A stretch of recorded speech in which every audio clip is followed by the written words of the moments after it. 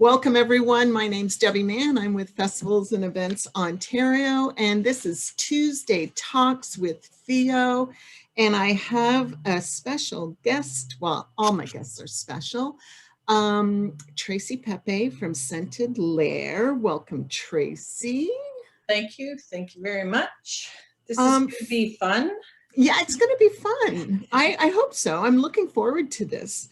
So we are going to, so Tracy's going to talk about scents, and she is going to tell us, I think, instruct us on how to properly smell things. I think that's your goal today, right, Tracy? Mm-hmm. Okay, so I'm just going to read her bio. For 25 years, Tracy Pepe has been developing solutions to rethink practical. Okay, maybe I should have just had you read it because I can't pronounce all the words.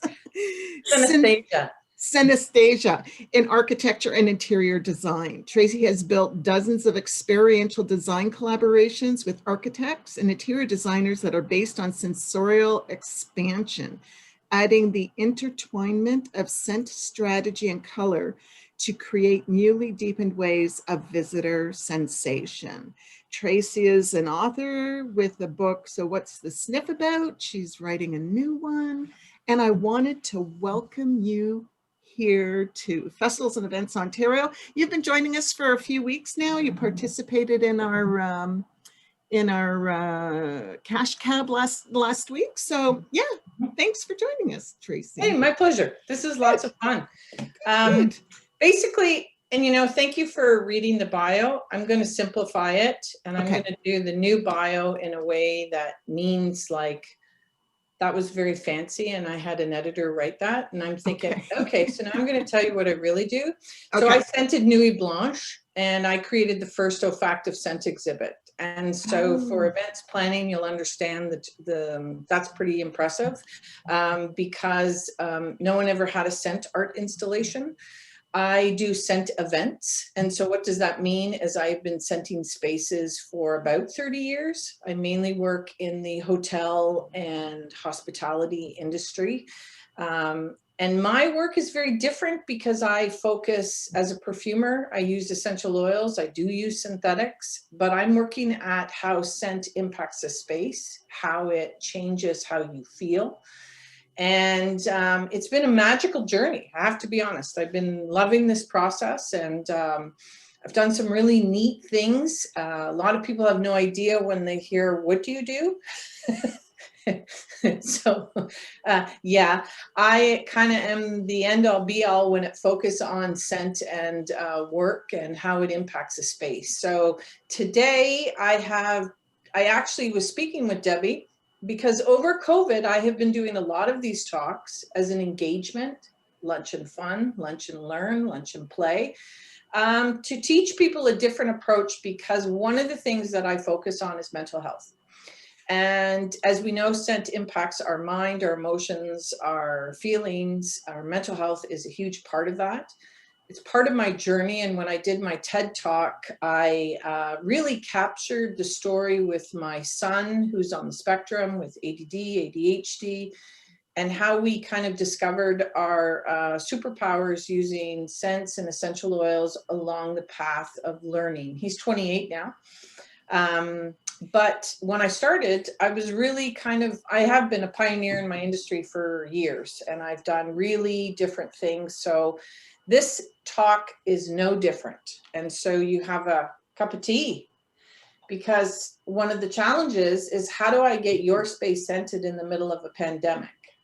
So if we all work with a cup of tea, what will happen is at least you're engaged with something. And as I'm talking to you, we can share and we can get into a little bit about olfaction, but then I can actually turn your nose on, which is really important. So Tracy, can I ask you a question? How did you begin your journey? Was it with your son? Is that how it all started? Actually, that's a great question. My journey really started in essential oils. I had a background in massage therapy, to put it back, worked in the spa industry. Fast forward, I didn't really like working with people and doing that industry, but I loved perfumery. And I went back to Germany and I got training in it. And I started my business, scenting spaces. and I came across a little niche, and my business kind of took off. But my son wasn't diagnosed at the time. And so I was kind of new, and I was challenged trying to do things. There came a point where the Trump organization reached out to me because the hotels and the casinos were starting to be scented. Did the research have any impact? And so I pivoted my business very early on in this world. And then fast forward, when my son was diagnosed, he was 4, and he was diagnosed with ADD, ADHD, Tourette's, spectrum disorder, the whole 9 yards. And he was pretty perfect to me. And I have a sister who's schizophrenia. So I look at mental health in a very different perspective. I never saw him as broken. I never saw him as needed to be fixed. I actually saw it as more of the teacher and the school board's problem than my son's problem.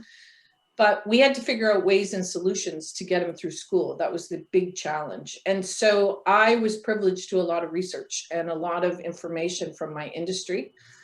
And so that's how my journey kind of really went on the next level. And there's a whole bunch of other stories along the way, but that's really where I kind of went, okay, now I'm really going to pivot on this one. Okay, cool. So we have our tea. Let's go. Shall we smell? I want to teach you all how to smell because I assume no one has taught you. I think it's the #1 primal instinct we take for granted. COVID is teaching that to a lot of people. The #1 thing that happens to people who are diagnosed with COVID is a huge percentage of people lose their sense of smell and their taste. This impacts your mind and your moods, and eventually it will have an impact on depression. So there's a whole side of COVID that's coming up, and that's where my new book is going. But no one sits down and says, okay, how do you smell something? And it is an actual way. It's like, how do you listen? There's an art to it.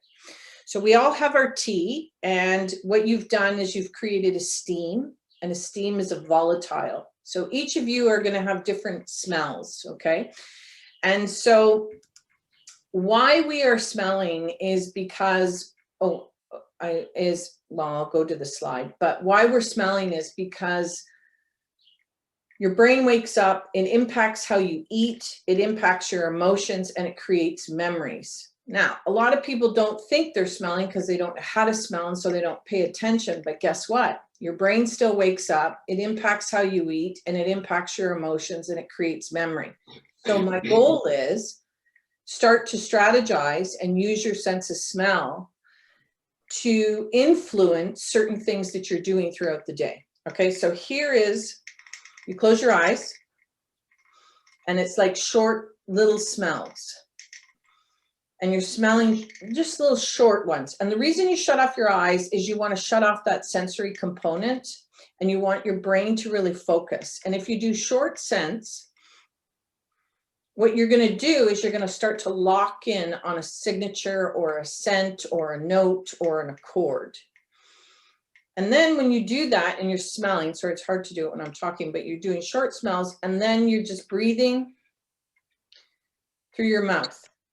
So you're smelling through your nose and you're breathing through your mouth. It doesn't matter how you exhale. And when you do this, and this is always fun, because you can do it with wine, you can do it with cognacs, you can do it with teas, foods, spices, herbs. You don't have to do it. You can do it with essential oils. You can do it with a lot of things, okay? When you smell, what you do is you fire up the synapses in your brain, which are these little nerve endings that connect. And what they do is they send off images, and they send off energy, and they just make the brain electrified. Now, which is really interesting because it's the one thing that you can do immediately. It happens less than a second. So put this in a very practical application. Olfaction. So when I say it wakes up your brain, we have brain fog. We're sitting at our desk. We're zoomed out. We're fatigued. We're tired. If you just smell something, it will help to cause your brain to stimulate and to be creative. That's one of the things that scent does immediately, instantly. So it's spectacular for kids who are homeschooling. You use scent as a tool, and what happens is it's fun. They're happy to do that. It's not a hard thing to do. And then you can do games and all kinds of stuff. But while you're learning, it is a simple break. It impacts how you eat. Huge. And now we're seeing COVID research that's coming in where people who have sense of smell, their food tastes like burnt rubber, or it tastes like, you know, I've heard metal and all kinds of interesting.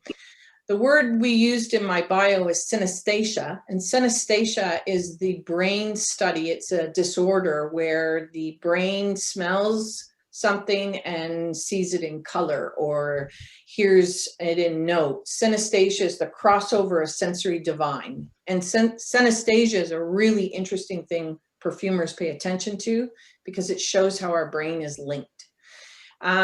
Impacts emotion because it hits the limbic system of the brain, which is right back in the corner.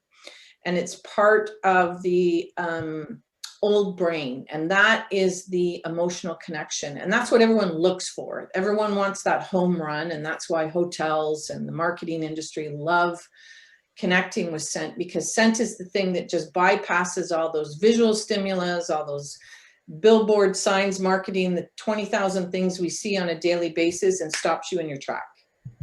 And then it creates memories, and it creates new memories. It can create negative memories. It can create all kinds of memories, but this is the power behind scent. So this is the fun stuff. And this is one of the reasons I absolutely love my world, all because of olfaction.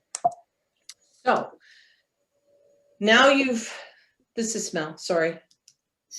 So olfaction. Oh, see, I knew there was a slide here. Sorry, it was backwards, sorry. So you get your tea, okay. Close your eyes, take a whiff, and now we have our olfaction. So this is how you smell. So maybe we'll practice it. And maybe is there anyone on the call who wants to share some smell they found in their tea that they didn't think was there? So for those of you, just unmute yourself and speak up. I'll go first so people understand what I'm referencing. I have a loose leaf blueberry tea, and it has blueberry berries in it, and it has a really nice, robust, almost like a chicory smell. Now, olfaction is very challenging vocabulary-wise. It's not like the food world, but it definitely interesting because we associate it with taste. So if I'm going to associate with taste, there's a surprise smell in my tea of some type of pineapple or some type of fruit note that I didn't expect, and I don't think the tea maker even knew it was there. And so it's making it, because blueberries can be kind of tart, this is really making my tea fragrant, and maybe it was strategically put in there. So is anybody smelling something they didn't think is there? Natalie Bellman, you were unmuted. I didn't know if you wanted to comment. I muted you for a quick minute. Okay, I'll say something. I have green tea. Perfect. What do you smell? Not much. Okay, and there's a reason for that. So green tea is, it's like chamomile tea. It's an herbal tea. It actually is a true tincture. And so the aroma is not really in the hot tea. The aroma is in the actual herb. So if you smelt green tea before you put the water on, you would have a lot more aromatic. There'd be a lot more robust scent. It's like certain spices.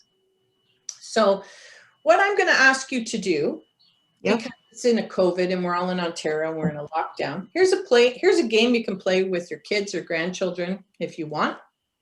Bring them into the kitchen. This is how I started way back when I was a young little kid of 3. My mom didn't know how to entertain us. And so she played the scent game with my older sister, myself, and my other sister all the time. And it was something the 3 of us could collectively agree upon, let me say.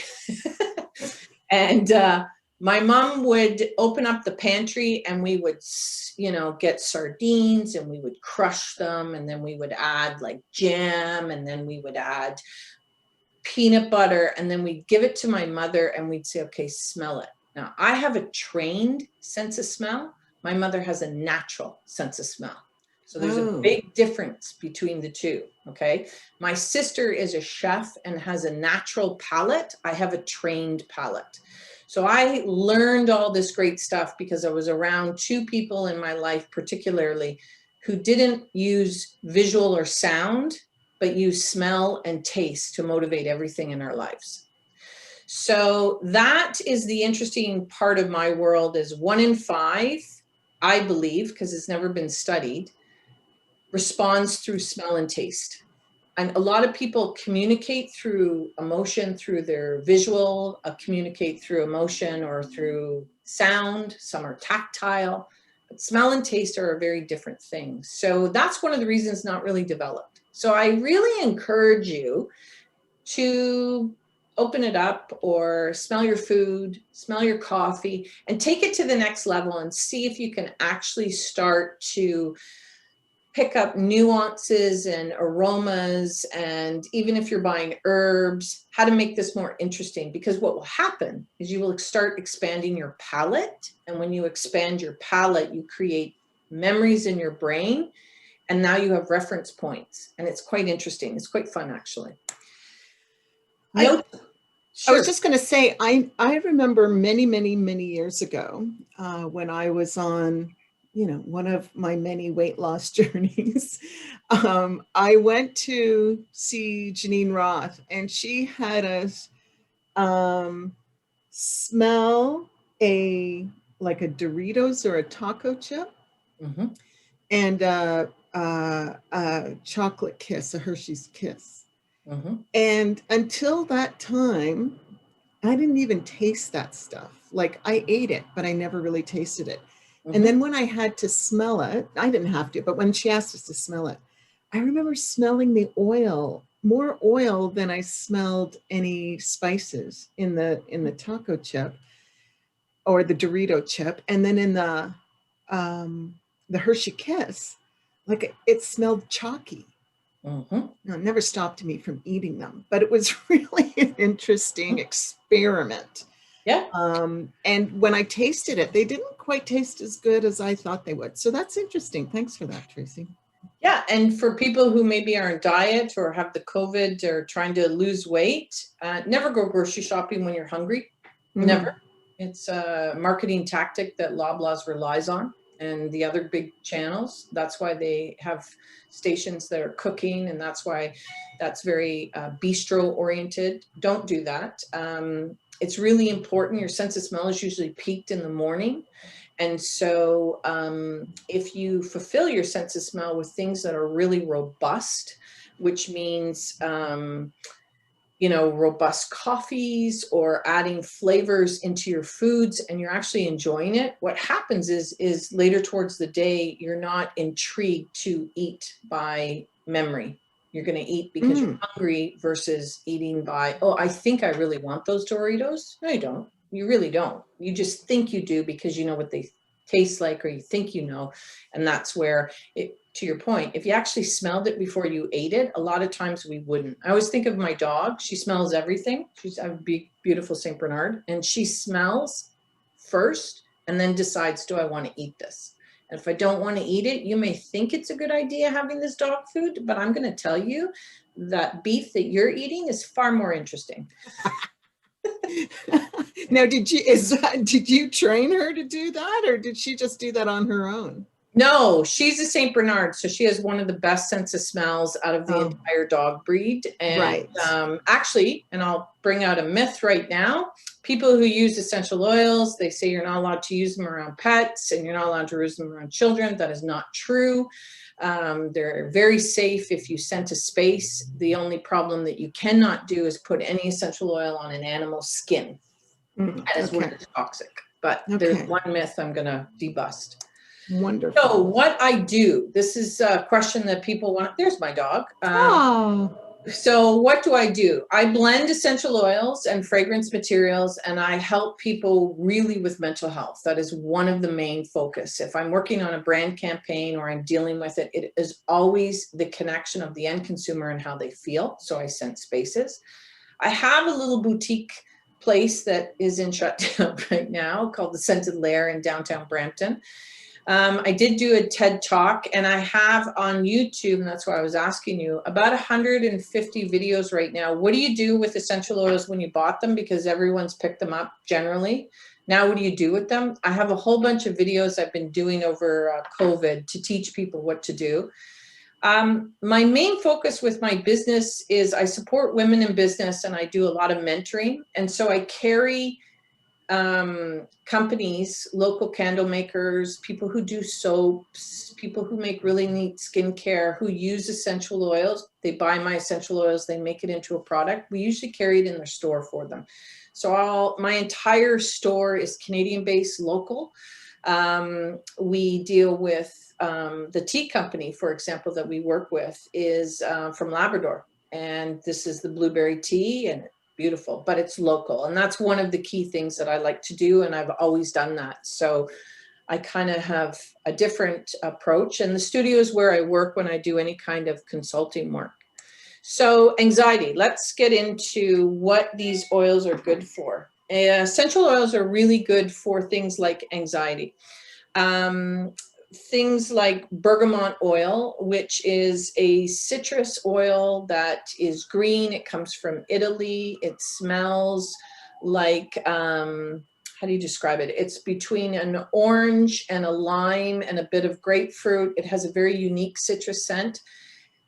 The research is showing that it is very good for people with anxiety. And so if you put a few drops of bergamot in a diffuser, and you can use things like this. This is a portable diffuser, which just scents a space near your computer. You can use bigger diffusers and scent an entire space. What that does is it actually helps you deal with the anxiety. Now, here's a really good example of applications that would work. So you're on the 401 and you're going to the cottage, and you know you have a child who is anxious, and you hit a traffic jam. Immediately, I would take a diffuser, a car diffuser, stick it into the lighter, and I would add some essential oils onto it because my son was in the car and his Tourette's would usually trigger. That would be something that I knew was going to happen. Now, I wasn't going to be able to stop the 401, and I certainly wasn't going to be able to stop traffic, but I could at least control the environment to help him mitigate the situation. And then as he got older, he did it himself. So it became his way of taking care of himself, not relying on his mother, but teaching him tools that are healthy, natural, and things that he could do, and he would usually calm down. So sometimes it didn't work, but a lot of times it did work. So on LinkedIn, I have a group called the Olfactive Group, and I have over, I think, 4,700 members. Majority of them are perfumers and researchers like me, and all of our papers go there. So if you want to find the studies now with COVID, that is forever available. There's so much research that is plummeting out because of COVID. COVID has brought a positive thing in my industry, where it has brought an incredible spotlight on how important your sense of smell is. So scents that impact anxiety, we have, I'm going to just move this over here. We have the bergamot. That's what bergamot looks like. Now, teas, any kind of herbal teas, things that you're just smelling. Smelling is the first start. So that is something that if you work with anxiety, bergamot is found in Earl Grey tea. So that's something to just think of. If you don't have the essential oil, but you have Earl Grey tea, there's an old saying my grandmother used to say, everything starts with a cup of tea. Below is a blend which is called Blue, which is ultramarine blue. It is based on the Pacific Ocean. It has marine notes. It smells like salt. Anyway, I created this oil, and then I tested it at Wilfrid Laurier, and the results on trust were really fascinating. So I've published that research. That was really interesting. But why I kind of brought that to the table is because sometimes you can find blends, sometimes there's combinations of scents that actually help you, and it becomes on a very personalized journey. Lavender has the highest amount of research on sleep. and sleep deprivation than any other essential oil or scent out there. It's heading 56% of people who use lavender in sleep increase their sleep. So I always used to say to myself with my son, it wasn't medication, it wasn't a sleep pill. If I got a 50-50 chance of a better sleep, I'd take it, because sleep was always an issue with hyperactive children. So if I could get him to sleep more, if I could sleep more, then the next day we would be in a much better frame of mind to deal with whatever we were dealing with. So how do you use the oils? I would literally put a drop or two on a tissue and stick it in his pillowcase. It was that simple. It was not a complicated thing. Now, there are multiple grades of essential oils. Where do you find them? What do you do with them? And what you're looking for is lavender has what is called lineal acetate. And lineal acetate is a raw material that is naturally formed in lavender. And it doesn't matter where it's from. It can be Hungarian, it can be from Quebec, it can be French. It doesn't matter. And this idea that one lavender is better than the other is not true. Organic doesn't exist. I need to let everyone know that, because that is a marketing fallacy. There is no organic standards within my industry when it comes to essential oils. So don't pay more for something that you think is better because it's organic. It's not the same process as food. So these oils, we know, have some research behind it, and statistically you can look at the information. How did I do that? There we go. I'm going to give you a scent tip. We all have to wear a mask. Take a drop of lavender, take a drop of bergamot, whatever you like, and put a drop in your mask. Now your mask is scented. You're wearing it. If you're dealing with a situation where you know you have to wear the mask, if you're grocery shopping, your breath doesn't smell very pleasant.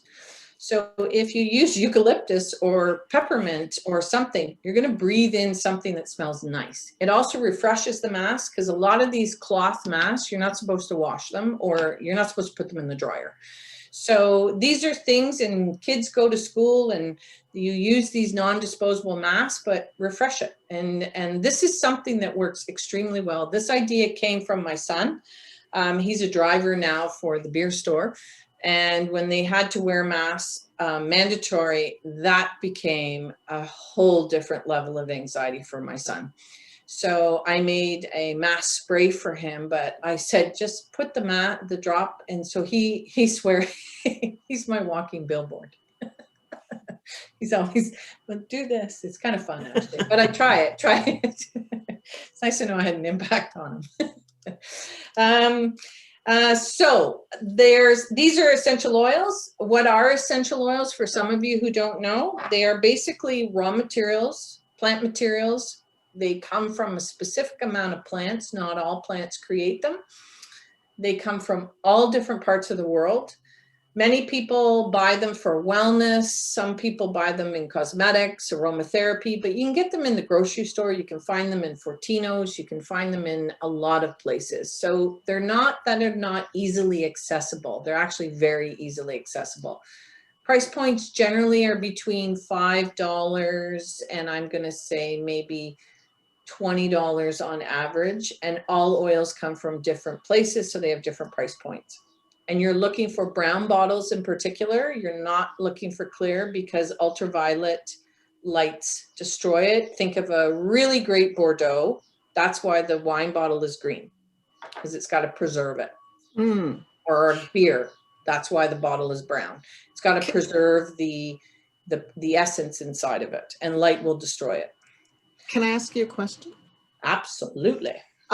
So some people have allergies. Some people are scent sensitive, like me, and especially a few years ago, I was quite sick. I had cancer, and I had to have chemo. And after that, my nose, just like, I smelled everything, and I would get headaches, and from perfumes mostly. But is there a scent allergy from these essential oils? Will people have that? It's or will great. they be sensitive to it? Yeah, no, it's a great question. So first of all, you can never be allergic to a smell. The aromatic chemical components don't exist. Okay. And when you go to an endocrinologist for allergy testing, nobody smells anything. They put chemicals on your arm and they scratch it in, or they do it on your back. That is a proper test for allergies. There is no allergen in a fragrant molecule. If you look at them biologically, there's nothing there. What people are having is called a scent sensitivity. And a scent sensitivity is a reaction that mimics an allergic reaction. So it looks the same. And the brain is actually doing it as a protective guide. And they're doing it to protect you. So you can get the same symptoms as an allergic reaction. But the difference is scent sensitivities never get worse. Like an allergic reaction will get worse to the point you could die. If you're highly allergic to, for example, strawberries, every time you eat that strawberry, the next time you eat that strawberry, the likelihood of you dying. An EpiPen will not stop a scent sensitivity. That's the other thing that will happen. So those are kind of two really distinct differences. There's still a pain having scent sensitivities because they still impact you. And your sense of smell changes, specifically cancer, COVID, head injuries, pregnancy, menopause, hormonal shifts. All of these cause your sense of smell to go up, down, or be heightened or lowered. So it does change drastically. In fact, it's one of the things in my industry, we've been fighting, perfumers female, for years and years and years, because there was a stereotype that perfumers could not be female because their sense of smell changed drastically. And so over the years, that has been something we've been fighting scientifically to show that, yes, it has a difference, but there are ways that women can adapt and change their sense of smell and work with it, because women have a much keener sense of smell than men do. Men see sense as more of a linear. So when they're describing smells, it's almost all the same. Women have a heightened sense of smell, so it's really unique. Back to sensitivities, the worst thing people do is stop smelling. Because as soon as you stop smelling, you dull your sense of smell, that when you get an odor molecule, it triggers the sensitivity quick. So if you want to combat that, and that's actually something which with COVID, and the book is called Smell Learning, is if you actually start to smell, back to your tea, you don't have to go to essential oils, you don't have to do heavy perfumes or cosmetics or any of that stuff. But if you start to smell, what you do is you strengthen your olfactive bulb, which helps to diminish scent sensitivities.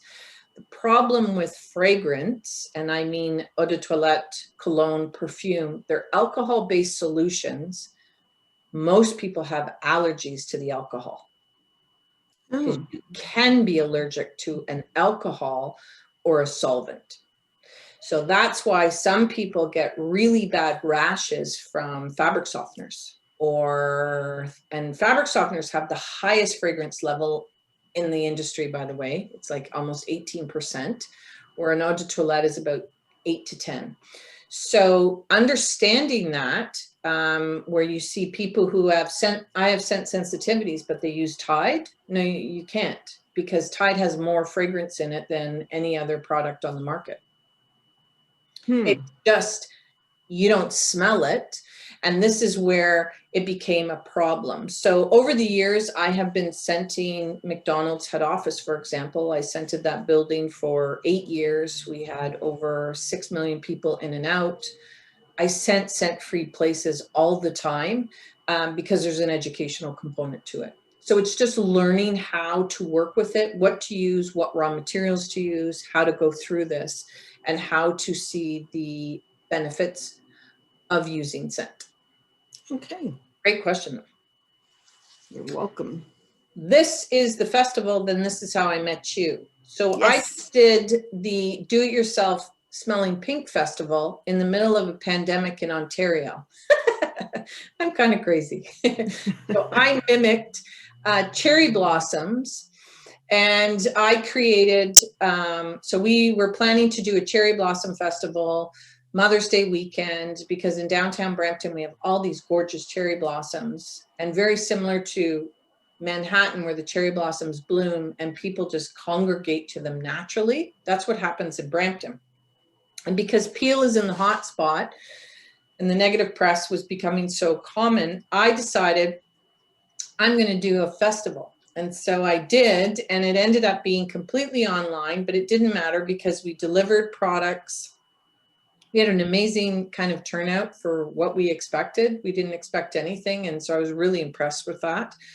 And it's all based on the cherry blossoms. And so it was the idea that you came to the festival, you registered online, and that's where I got to know Anne and her team. And you got to download an activity. So within your bubble, you could go to a park, and we gave you a scavenger hunt, or you could go to the Pink Market, which we hosted lots of local vendors and did a virtual market.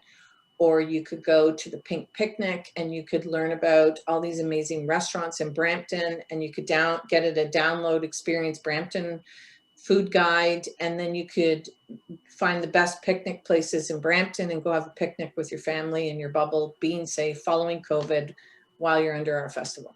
It was really fun, I have to be honest. Nice.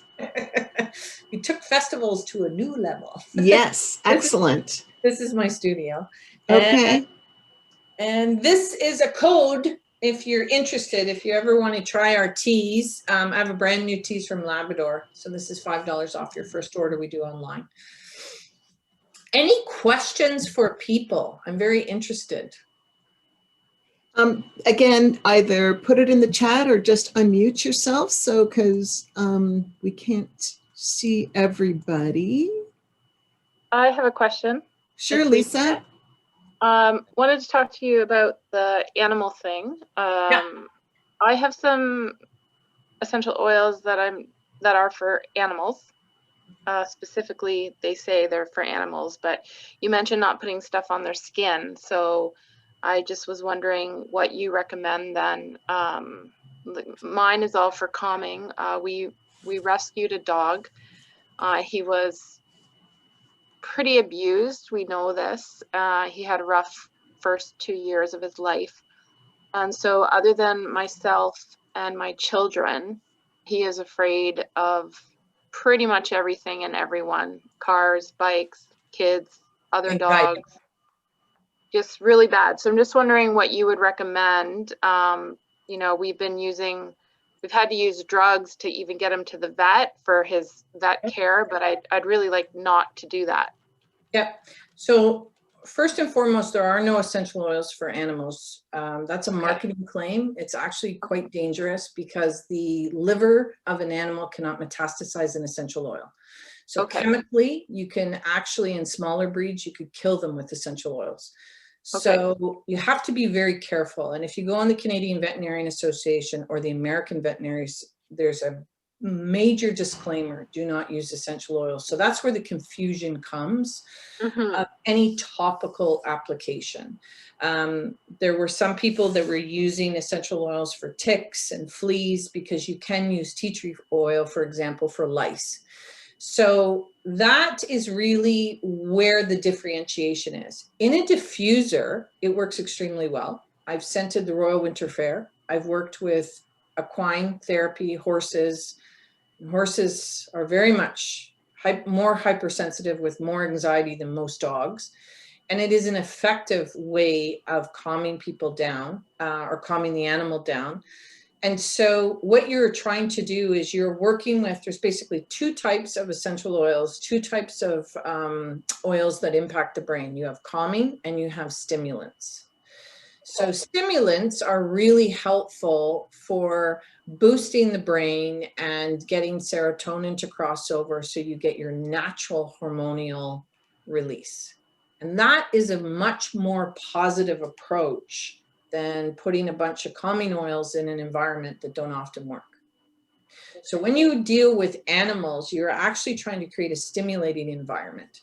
You're trying to create an environment that is mimic or fresh or similar to them, or something that is aware. So it's a dog. See, when we're working with a barn, we're mimicking cedar, we're mimicking cedar wood, spruce, fir.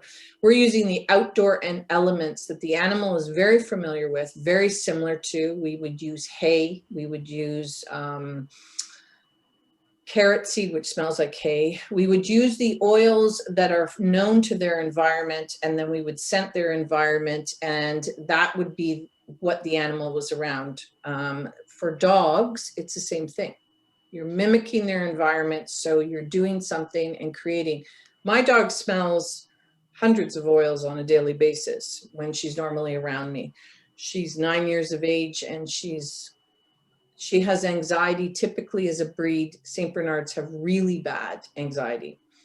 It's mimicking that environment to cause the soothing or the calming sensation. So for your animal, you may want to start with things like creating an outdoor space. Now, that could cause anxiety. Where does the animal feel the most calm in your mind? Like, have you noticed the behaviors or an environment? Is there something? That's my first question to you. Because basically he is calm if he's with me. Okay, so what do you wear? What is your smell? I don't wear underarm deodorant. That's about it. Well, you do, because you smell 10,000 different smells a day, and a dog's nose is about 900 times greater. So you do have a smell, and everybody does. So yeah, wash your clothes in. Non-scented Tide or something. Non-scented bounce sheets, non-scented everything. My girls have sensitive skin. So non-scented means fragrance, just so you know. Non-scented means fragrance. It's just a fragrance that has been created without an accord, because you cannot have, you can't have a detergent without fragrance. You have to, because the natural raw materials smell really gross. They just do. So there's your starting point. And what we would call that in the world of perfumery is ozonics. Ozonics are what are clean scents. They're very fresh air. They are very simplistic. So I would start there. I would start creating environments where your dog is, and mimicking that environment by creating a very clean, simple. So where you would start with is citrus oils. Citrus oils are the first raw materials we work with when we're trying to create that environment. And I would scent the space where the dog is at. I would use anywhere from 12 to 15 drops of oil in a diffuser, 4 hours, every 4 hours. And I would scent the space. And I would then start to watch the animal. And then you can test it. You could test it if you went on a journey in the car and you scented the car ahead of time with the oils, if you noticed that the dog behave better. It's a work in progress. It's a thought process. It's a training. It's a way to kind of go to there. But I would definitely try to mimic how you smell. I would ask your husband how you smell, or your partner, or your kids, because you do have a scent. And this is just because we can't describe it. And this is why I started off with tea. Just because we can't describe it doesn't mean it's not there. It's just understanding how that is. Okay. How do you clean your house? Like, I don't use a lot of product. I'm more of a vinegar and water girl. Perfect. You know. Yeah. No. Vacuum. We have no carpets. My kids have a lot of allergies, so. Sure. So vinegar's really interesting, because vinegar is an acidic. It's a heavy acidic. And even though it cleans, it's very strong. On a scale of 1 to 10, it's up there at a 10. It's very, very harsh, even though it's a natural. So that is something that's really interesting, because that would tell me from that type of scent that you would be okay with citrus oils, because citrus oils are in the acidic levels. So they have that similar smell. So if I was going to have to chemically mask something that had a lot of vinegar in it, I would work with that palette. And I would try lime, grapefruit, lemon, orange, pomelo. Like, you have a really beautiful selection to work with. And I would really start to work with some citrus blends. Now, Bergamot shows research not on animals. They've never tested it, but that's a good place that I'd start with, because the research is showing with anxiety that it really has an impact. Okay. I see a comment. I used frankincense before. I have to go to Zoom meeting and feeling stressed. Help me feel calm, focused, and brave. Yes, to that point of frankincense, this is actually really another side to the smell journey that people are not fully aware of. Every culture around the world for hundreds and hundreds of years have used scent as part of prayer, meditation, or calming the brain. Frankincense is a common scent that was used by the Catholic Church. Buddhists use various different herb smells. Within the indigenous community, they use smudge, which is white cedar, sage. Different smells have a huge component. And to this lady's point of Lisa, frankincense is incredible for calming the mind down. Vetiver has an amazing study that works with ADD and ADHD. And vetiver is similar family as frankincense. And vetiver is helps the mind. When you have ADD or ADHD, what happens is your brain just keeps doing this, and you just keep focusing on the same thing, and you just repetitive. And what vetiver does is it causes the brain almost to kind of shift over, and it causes the brain to actually reset itself. It's a very calming, it's amazing with meditation. Now, I had a question for Anne. You have oils there, don't you? Me? Debbie, Yes. Yep, I do. Debbie, sorry. That's okay. Debbie, you have Yep. oils. I do. And one of those oils you had is jasmine. Yes. What do you do with it? Nothing right now. I did put it in a diffuser. I do have a diffuser and I put it in there, but I haven't used it in quite a while. That is fabulous. That is the best one, I have to be honest, for mental health. So there's a lot of research on jasmine has a higher impact than Valium when you smell it on the calming of the brain. Yes.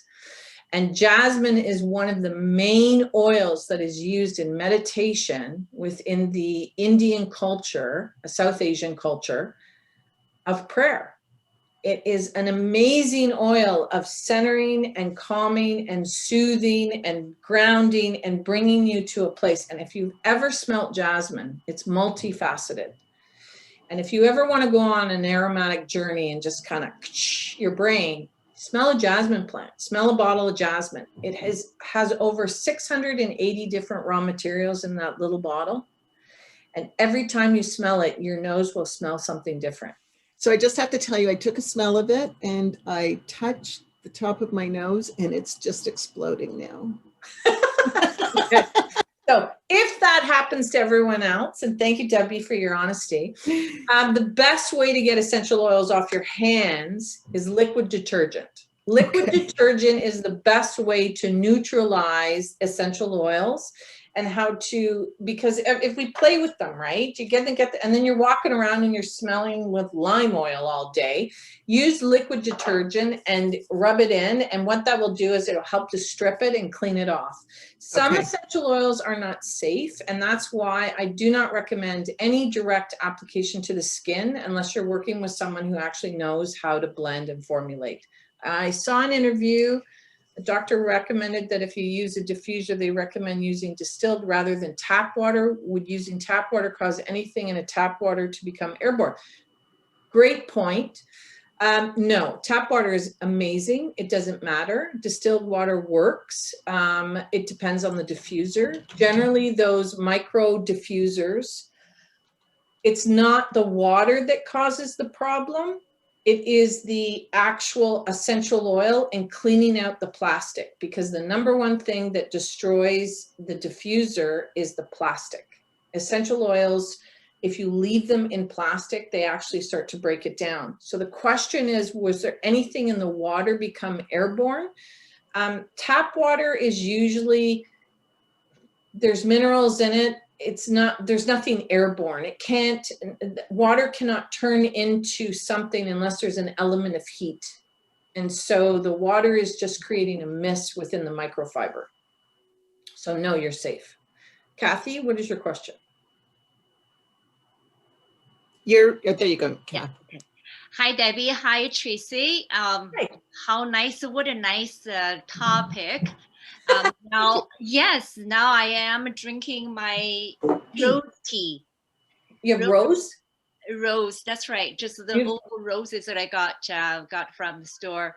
Well, they said was from France. I don't know, but they smell very nice. So once in a while, I drink them. So today, when you ask us to get tea ready, Beautiful. and then I just grabbed it, and so very good information, Tracy. I have a question. What would you recommend, either tea or oil to boost energy? I find mid of the morning and afternoon, I just need something to boost my energy. So, Yeah. can you So teas are great because you can drink them. Caffeine's always wonderful, whether it's in a cup of tea or if it's a drug. At the end of the day, those are medicines, and caffeine is quite strong. It's very different, works on the body differently. When you smell something, the most beautiful thing about it is there's no side effects and it's instant. And so you use it as long as you need it while you need that stimulant. And one of the best research studies that is fascinating is the use of rosemary oil with Alzheimer's and Parkinson disease. It's showing that it's oxygenating the brain cells in the brain. And so the research is exceptional with dementia, with Alzheimer's, with cognitive thought process where the brain has actually stopped working. So I would work with, so what Rosemary says, rosemary, beautiful herb, buy them in the grocery stores. You can smell the plant and put it in your hands if you don't want to use oils. Okay, you can take the plant, rub it in your hands, smell your hands, and that is a stimulant. So rosemary, the raw material in rosemary that is what is working is camphor. So some people find camphor in tiger balm. Tiger balm is an amazing ailment, okay? I don't know if you know tiger balm. Some people use it. It's a Chinese remedy. It's spectacular. It has camphor in it. Camphor is one of those components. That's an amazing stimuli. You put it on the back of your neck. Smelling, you would use things like peppermint. Peppermint, and peppermint has menthol in it. You could use eucalyptus. Eucalyptus, you have eucalyptus, and I can see you say, oh yeah, I have these things. You usually will have these things in your home, believe it or not. People have these things. These are beautiful stimulants, and what they do is they stimulate the activity. Peppermint and wild orange is a combo I love. Yes, absolutely. You can take essential oils, and I have a mixing class. If any of you guys want to learn, Tuesday nights at 8 o'clock, we do a free Zoom class. And it's on Eventbrite, and we show people how to take their kitchen and make some fun stuff. So that's just something I'll put out there because there's training. There's also on the YouTube classes how to mix different things, what to use. So there's lots of new information that you can work with. But this is something that you can do if you had a peppermint tea, smell the tea, that's a stimulant. I would use the essential oil, an easy application for kids. You're more than welcome, Don. The easiest thing you can do with kids is put it on a cotton ball or now their mask, and there's a stimulant. And what I would do when you're homeschooling or working with children, you can see they're acting up and they're hitting each other and they're not paying attention. Take out a stimulant and play a scent game and say, okay, can you guys tell what this is?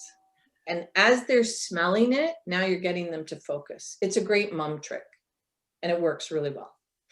That's how we got a grade 12 education. Hey, Tracy, one of the things we talked about that you're going to do is you're offering your diffuser and your scent to anybody who participated here today, right? At a discount?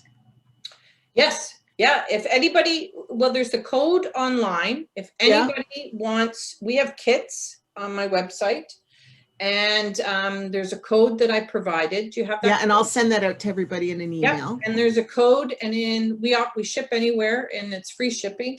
So you're more than welcome. If you have any questions, please feel free to send me an email. I'll gladly help you. I provide as much resources as I possibly can. I'm hoping to have my new book out in September. That's my goal, or maybe August. And it's basically smell training. It's something. Can I ask you one quick question? COVID, how are you doing that? People who have lost, like, really in a short minute, what's the training to get Smell your training sense? is based on research that shows that it's what perfumers do when they're learning how to smell. So to us, it's very natural. So what I'm doing is choosing 16 different smells that will heighten your sense of smell. You do 4 sections. You smell twice a day. And as you are learning to smell, you're journaling, or what is called mind mapping, and you're mapping out the fragrance. And this is a form of training that will help you figure out how to get your smell back. The research is showing that steroids is actually not effective. And this is the only effective treatment. Interesting. Kathy, I will get the link from Tracy and email it out to everybody. And are there any other questions? Anything else that anybody else would like to ask or comment on? It was lots of fun. And thank you for letting me bring my cup of tea. Thank you, Tracy, for doing this with us. I really appreciate it. Next week, we have Virginia Ludi, who's going to, I don't see, I thought she was on. Virginia's going to be talking about the future of festivals. I think it's going to be interesting. So thank you so much, Tracy. Really appreciate your time, your knowledge. We will see you next week, and I will get the promo code out for Tracy's product, as well as the link for her Tuesday training. Thank you. Thank you so much, everyone. I will see you next week, and have a great week. Thanks, Bye. Debbie. Bye.